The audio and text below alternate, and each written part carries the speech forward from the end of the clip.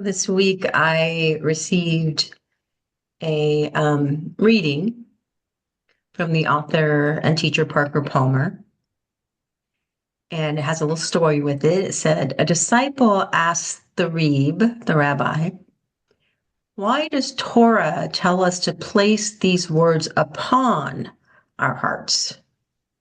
Why does it not tell us to place these holy words in our hearts? And the Reeb answers, it is because, as we are, our hearts are closed, and we cannot place the holy words in our hearts. So we place them on top of our hearts. And there they stay until one day the heart breaks and the words fall in. And he goes on, Parker Palmer says, heartbreak comes with a territory called being human. When trust is betrayed, when what gave life meaning fails us, when a dream drifts out of reach, a devastating disease strikes, or someone precious to us dies, our hearts break. What shall we do with our pain? How might we hold it and work with it? Is it possible to turn heartbreak toward new life? So for me, I realize that I am better able to receive a teaching from someone about something like heartbreak or suffering when I know their own story of heartbreak and suffering. So it helped me immensely if someone, whether that just be not just, but maybe a colleague or co-practitioner or a teacher, when they can be vulnerable enough with me to couch their teaching within their own heartbreak, Mhm, mhm. within their own suffering. And I've heard from many people that it's that very thing that actually draws them to some of my writing, my teaching, is my vulnerability. That I teach what I'm experiencing and what I'm learning from those experiences. So I'd like to share an experience of mine from this week. So this week I had my first PET scan since I had radiation. And when the results came in, it was good news, not so good news, and what I consider to be bad news. The good news is that everything that they treated with the radiation in my lungs is gone. The not so good news is that I have a fair amount of fluid in my lungs, which I already knew. And then the bad news is that there is a new worrisome spot on my liver. And while it's not confirmed yet that this is a new tumor, um, that's most likely what it is. So many of you know me well. You've experienced me throughout this journey of having metastatic breast cancer.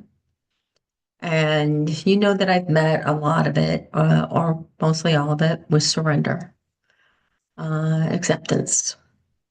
And I'm here to tell you that that is where I end up, but it is never, and I am beginning to realize that it probably never will be where I start out.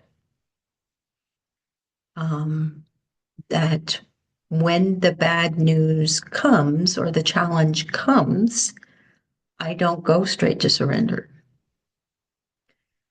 So, to tell you what it felt like when I read my results, I can only say that I was devastated. I even looked up the definition of devastated. Um, I wanted to make sure that that was exactly what I was feeling. And the dictionary says that it means to be emotionally shattered. And I felt, yep, that's what it felt like. I felt really emotional, but I couldn't quite name any of the emotions. I felt shaky. My voice was shaky when I tried to talk about it. I was holding back tears, and then I finally gave myself over to the tears and let them come. And my family came and held me, and they felt devastated with me. So our hearts were breaking. With this disease at this stage, it feels a little bit like we're playing whack-a-mole. Um, Something pops up somewhere, we whack that back down, and it pops up somewhere else. So when this information came through, my mind does what my mind is really well trained to do. It had a whole bunch of thoughts. The one main thought, the thing that was coming in very powerfully was, you're dying. You're going to die. And many of you have heard me say that I don't fear death. I checked back in with myself and realized, no, I don't fear death. But I do fear the great mystery that is between now and the moment of my death. So all the tests, I fear all the tests, all the treatment. I fear the moment when someone says to me, there's nothing else we can do. And I fear all of that because all of it hurts. And I accept now, I believe, I'm not going to avoid that hurt, that suffering, that heartbreak. It's going to hurt. So I know, as I look around this room, that I'm not alone in suffering devastation and heartbreak. We've all had this experience of being emotionally shattered. We will all have this experience of being emotionally shattered, whether the bad news is about ourselves, our loved one, or the state of our world. And we recognize that we are the most shattered, we're the most brokenhearted when the bad news is close to us and it either affects our day-to-day life. Well, it affects our day-to-day life by being with our loved ones who are being affected. So, what do we do when that sense of devastation arrives? So, two main things come up for me. The first is we have to return to presence. We have to return to the moment. And the second is that we have to be prepared. So, how do we prepare for devastation? Mostly we fear it. We're afraid of the thing that's going to happen to us someday. But the reality is that we can become prepared for the moment when we will be emotionally shattered, and to accept the fact that we will be emotionally shattered. So going back to the reading from the beginning, why does the Torah tell us to place these words upon our hearts instead of in our hearts? And the answer is because as we are, our hearts are closed. And we cannot place the holy words in our hearts, so we place them on top of our hearts. And there they stay, waiting until that day when the heart breaks. And all the truth of the words, all the truth of the most loving experiences and wisdom that we've run into falls into our heart. And that's exactly what happened to me this week. First thing I realized, this is the presence part, was that the news had caused me to jump into the future. I'm sure we will all recognize this piece. The way the news comes and we jump into the future. So for me, it was my meds aren't working, nothing's ever going to work. This means I'm going to have to go through a whole bunch more testing and not knowing what's going to happen. I'm tired of the tests and not knowing. And then my mind went into the treatment. Okay, what will the next thing be? What will the treatment be? What will that be like? So thankfully, really thankfully, gratefully, I know how to return to presence. So I did that. And when I did, I could simply feel my heart and my body. I was sitting on the porch right out here, looking at a beautiful spring day. And it looked just as beautiful when I came back to the moment, looked just as beautiful as it had before I got the news. It touched me in the same way. I could still experience its beauty, even in the heartbreak. I could also feel my sadness. I could feel my grief. It wasn't overwhelming me, didn't feel like it would overwhelm me, even though I could feel all of it. All of these sensations, these experiences I was having were pure. They were of soul, they were of spirit, they weren't of the ego. So they didn't carry me away. This news was not the way I wanted the story to go. It's not the way I want the story to go. But it is the way the story's going. And to be in the present means to not wish any of it away, to not try to change anything. So the second thing is that I was prepared. I can thank you all for that. Even though my heart was breaking, and when my heart broke, it opened up. And all the things that I've ever learned about love, about God, about life, it all fell into my heart.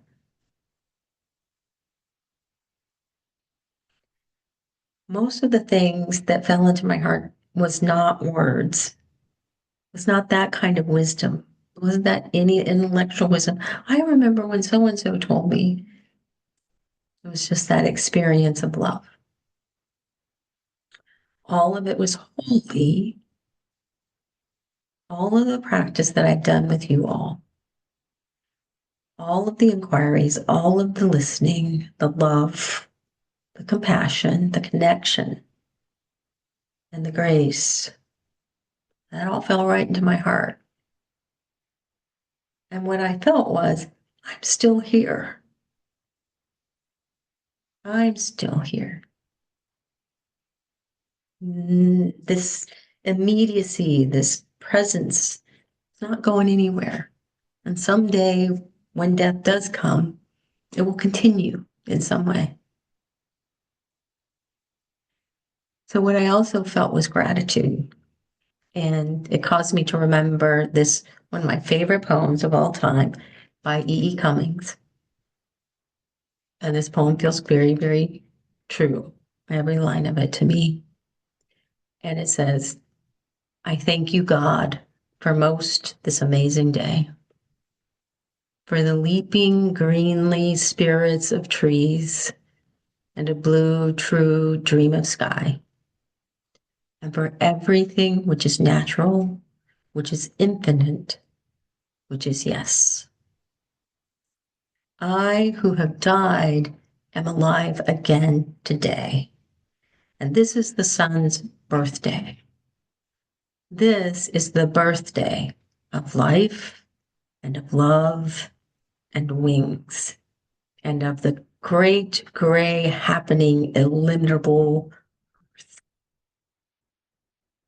How should tasting, touching, hearing, seeing, breathing, any lifted from the no of all nothing, human merely being, doubt, unimaginable you?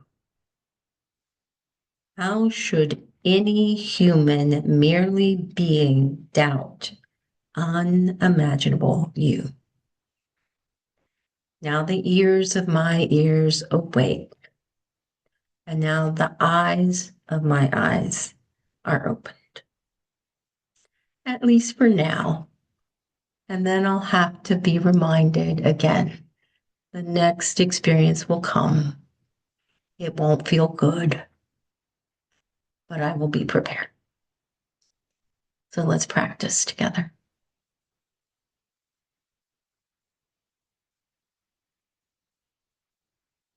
So beginning with recognizing the presence of love.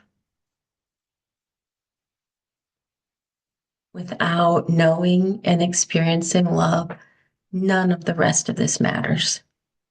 It is absolutely foundational. Nothing in us will truly be healed or transformed until love can truly enter our being. So we don't have to force ourselves to welcome love into our being, but do our best to recognize and see if we can trust just a little bit that love is here.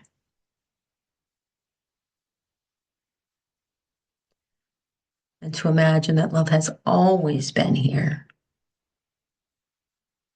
and always will be here.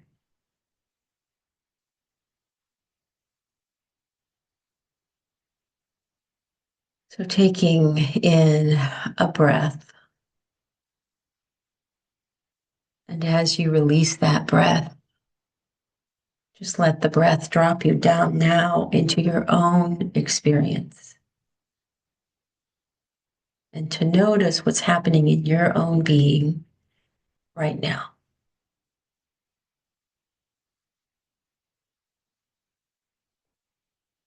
And as you notice, to name it silently to yourself.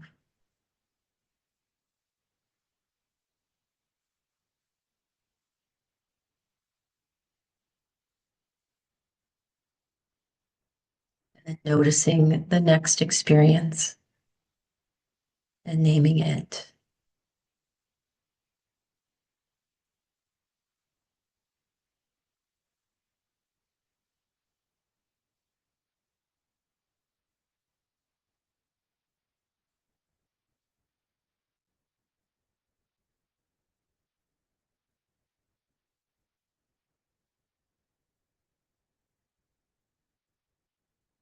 This is our first step into presence.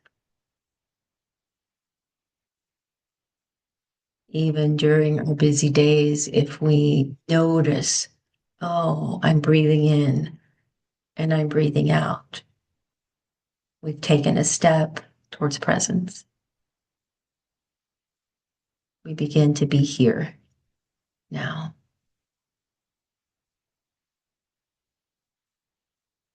And we can always deepen that presence by calling upon our body to help us ground into the moment. So we can notice the way our feet are touching the floor.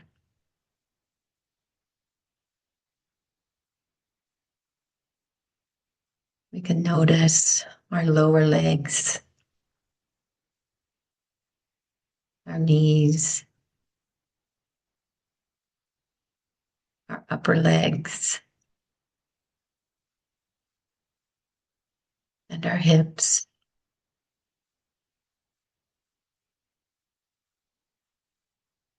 We can notice our pelvis and our belly.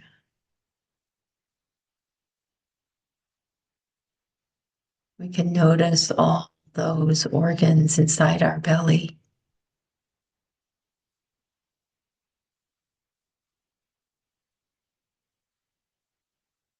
And we notice our chest,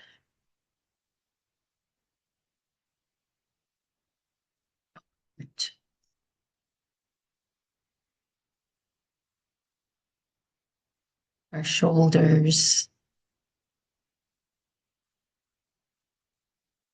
our arms,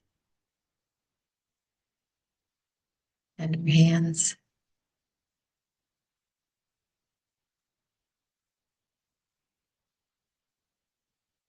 We notice our back,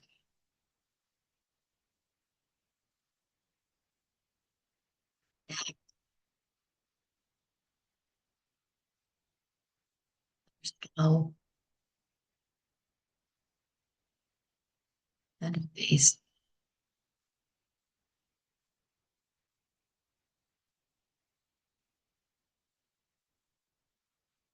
And then we notice ourselves as one whole physical being. And we feel this body here now.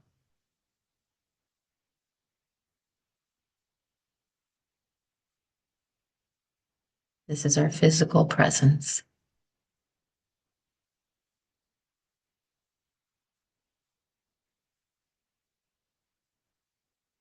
And then we call upon and notice our hearts.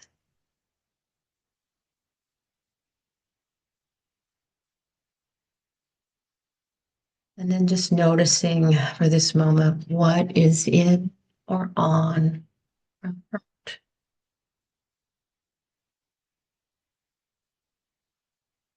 And seeing if we can allow our heart to feel whatever it wants to feel. We don't have to control our hearts.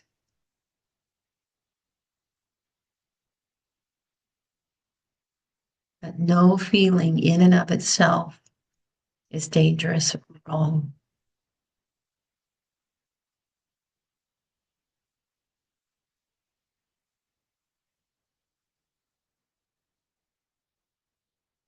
Letting our heart feel what it wants to feel is an act of great love and compassion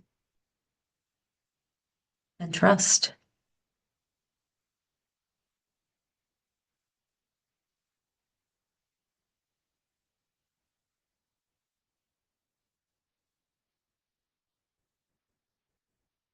And then noticing our spirit, our sense of energy or flow within our being, our sense of aliveness.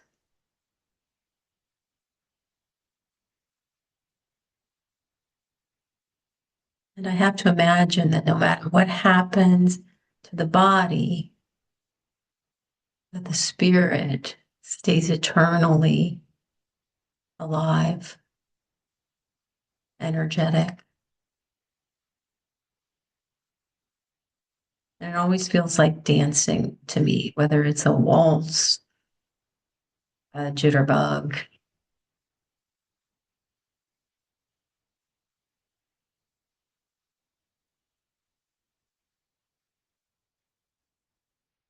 and then noticing our mind. And as our being becomes more and more present, noticing how our mind quiets, it slows down.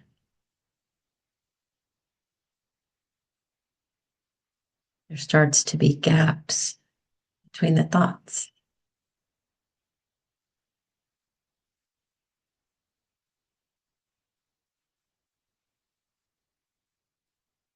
And maybe most importantly, the mind doesn't become the dominant part of our being. It becomes co-equal with all these other parts of ourselves.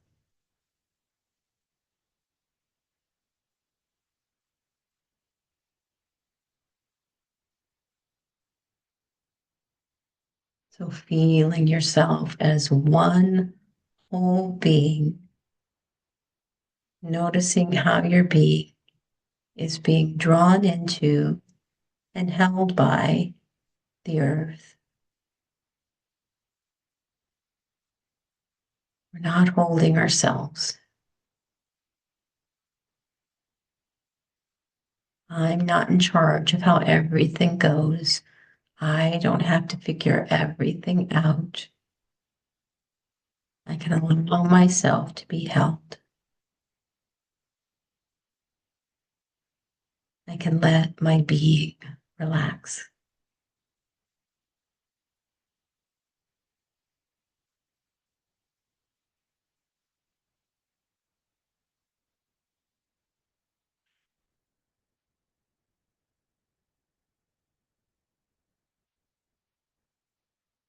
And in that relaxation, I begin to return to the natural flow of my being. And my teacher in that is my breath.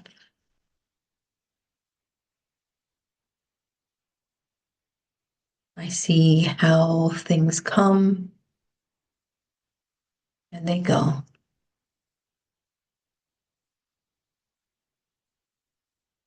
I receive and I let go.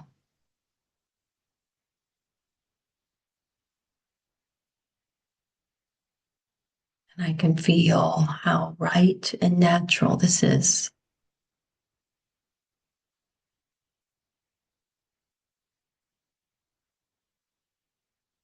And in that flow, I can completely surrender.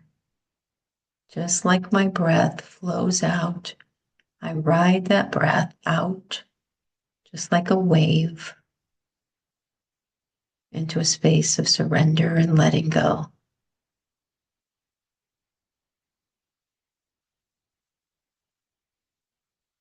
And when I can do that, even to a small degree,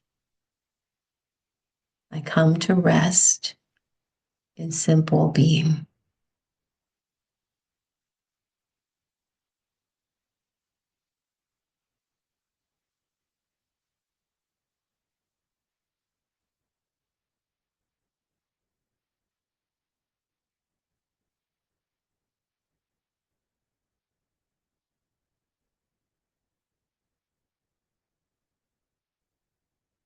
I can simply be in love.